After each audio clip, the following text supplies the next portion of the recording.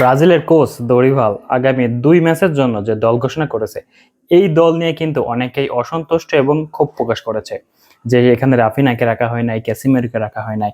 কিন্তু দল যেহেতু কোচ দিয়ে দিয়েছে এই ২ ম্যাচের জন্য এই প্লেয়ার নিয়ে খেলতে হবে, তো এই প্লেয়ারের মধ্যে থেকে সেরা একাদশটা কেমন হতে পারে এবং আগামীকালকের একাদশটা কেমন হতে পারে সেইটা আসুন দেখি। গোলকিপার হিসাবে আমরা কালকে এডারসনকে দেখতে পাবো, কারণ এই মুহূর্তে এডারসনের বিকল্প ব্রাজিল দলে নাই।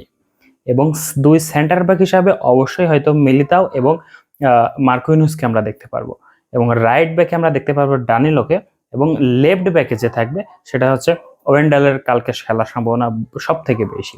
এবং মাঝ মাঠে যে আমরা তিনজনকে দেখতে পারবো এটা আমি না, সবাই বলে দিতে পারবে, কারণ এই মুহূর্তে তারা তিনজন ছাড়া বর্তমান টিমে ভালো কেউ নাই। তারা হচ্ছে কি বুনো গুইমারেস, পাকুয়েতা এবং গোমেস, কারণ এদের বিকল্প বর্তমানে যে স্কোয়াড দিছে তারা নাই।